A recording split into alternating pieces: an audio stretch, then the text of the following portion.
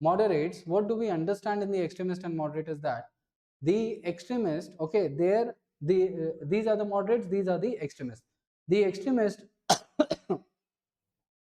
okay, these are the moderates, these are the moderates, these are the extremists. And in this particular division, what you can see is that here these particular, okay, the particular moderates, they demanded just constitutional reforms, whereas the extremists, they demanded Swaraj. Okay, that Swaraj, it can be either the self-government, and initially it was self-government only. Okay, but then the moderates, they only demand certain of the reforms. Okay, whereas they demanded fully Swaraj, that means self-government. Okay, so here what is going to happen is that when we talk on this particular scenario, the Britishers, what they did is they are going to be, you know, simultaneously, when the tussle between the moderates and the extremists, they were going on, the Britishers, they were simultaneously looking at the scenario as to what was happening. Okay, and Britishers in 1907, they are going to tell to the people, they are going to tell to the nationalistic leaders that we are bringing certain reforms. And the moderates, they always had wanted reforms. They were the people who did not want much big things, who did not want greater things, but they wanted little things that could bring development in India. Okay, that means certain types of reforms in the economy, in the polity, in the society, okay, in the various aspects of the sectors in India. So they wanted the reforms. So when those reforms were told that by the Britishers that we are bringing the reforms, at that point of time, the moderates were like, oh, we are getting our reforms. So why to continue the movement, Swadeshi and boycott? Because the moderates had the idea that if we are doing a movement, that movement is to attain a certain objective, and our objective was reform. Now, when we are getting that reform, so why to continue with the movement? Okay, but on the other hand, the extremists were telling that we want to expand the movement towards the whole of India, but the moderates are telling no, you do not need to do that, we are already getting our reforms, right? So here now the extremists were very much on a affirmed attitude that in the 1907 December session of the Congress, they want an extremist leader to preside, and they wanted Lala Lajpat Rai or Bal Gangadhar Tilak to preside. However, the extremist leader could not preside, but a moderate leader, that is Rash Bihari Ghosh, became the president of the Surat session of 1907. Why? Because Congress had this norm. Okay, it had a norm whenever it appointed the chairman. And the norm was that in whichever area, in whichever province that particular Congress session was being conducted, anyone born from that province, they would not be eligible to contend for the seat of the chairmanship. And Surat at that point of time, which today is in Gujarat, at that point of time was in the area of Bombay province. Bombay province of that time, it included both Gujarat and Maharashtra. So anyone who would have born in the Bombay province could not preside on the seat of the Surat session. So that is why Bal Gangadhar Tilak, he was rejected. And the Raj Bihari Ghosh is going to become the next president. Now Raj Bihari Ghosh and Raj Bihari Bose, just remember that. Raj Bihari Bose was a revolutionary, Bose Subhash Chandra Bose. Okay, correlate that. Raj Bihari Ghosh was a nationalistic leader. So here in the 1907 session, it was told by the moderates that you extremists, let us just stop the movement. We have gotten our reforms. So the extremists were against this idea, and the extremists are going to tell that no, we are not going to stop this particular movement, we want it to continue.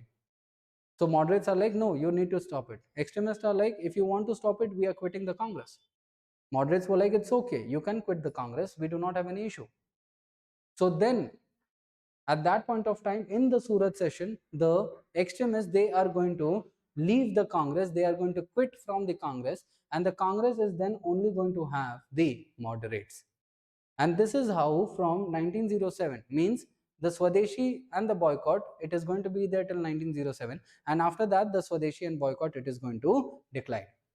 Okay, that is going to be the scenario here. Okay, Swadeshi and boycott, it is going to decline.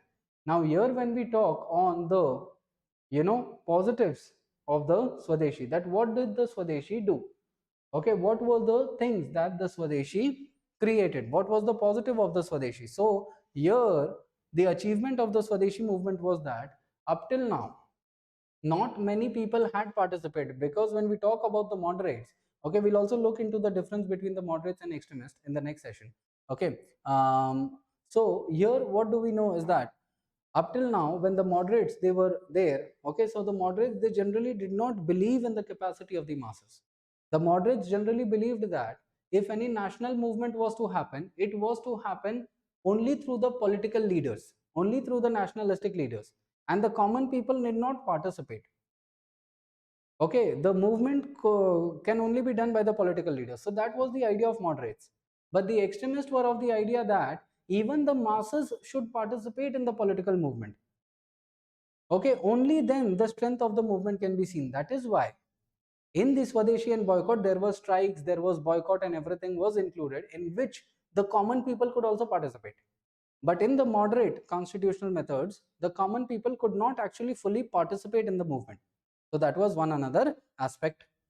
Okay, so here what do we see is that the untouched section who had not participated in any movement up till now, these people also participated. That is the students and women. Moreover, what do we see? That some of the political movement trends that are going to emerge in the coming decades was also seen here. That means Gandhiji, now see, we are talking about a time period here that is of 1905 to 1907. Okay, we are talking about the Swadeshi movement from 1905 to 1907. Okay, so whereas when we talk about Gandhiji, so Gandhiji, he is going to come to India in the year of 1915. Okay, and after that Gandhiji is going to start the activities that he is going to be doing in India. So what we are seeing is that Gandhiji, he was known for what? Passive resistance, civil disobedience, okay, and all these things. So the things that had emerged during the Gandhian time, okay, it did not actually emerge during the Gandhian time, but it was also seen in these movements. That means that major trends of later movements, okay, it had emerged here only, that is non-cooperation and passive resistance. Okay, non-cooperation, that means what? Not cooperating with the British in the Swadeshi and boycott. Okay, the Indians, they were also resisting the British, so that was also the idea. So here what do we see is that those trends, okay, so when those trends are emergent here only, so the people, they were made aware about the political movements of what is non-cooperation, what is passive resistance, and people had the idea now, and people were somewhat trained. So when the people were already trained little bit manner, that is why Gandhiji, when he returned in 1915, and after that when Gandhiji started all these trends, the people, they were not totally new to it. The people had some idea as to what is passive resistance and civil disobedience. Okay, so it somewhat acted as a base for the start of the later movements. Moreover, the movement also extended to culture, science, literature, industry. We looked into the diversity of the movement. Then it also undermined the colonial hegemony. Up till now, there was the idea that the British could not be defeated, the British could not be suppressed, and the Indians did not have any power. But with the Swadeshi and boycott, it was clearly a message was given that we had the power to bring you to your knees. Okay, you were facing a lot of losses. You were devastated, economically devastated. You were tensed because of our movement. So the colonial hegemony, it was undermined. That we, the masses are powerful, the Indians are powerful. Moreover, the people, they were educated in bolder forms of politics. What is bolder forms of politics? Extra constitutional. Okay, the normal politics was petition prayer, but now taking a bold step means defying the British was bold enough. So that was what? A bolder form of politics. Okay, so this was one another aspect that we understand in this particular segment of the Swadeshi aspect. Okay, so the question here is that here when we talk about the extremist, okay, when we talk about the extremist, the question is that who are the extremists? Okay, here I had explained this context of extremist. Okay, I had told you that these are the extremists and these are the moderates.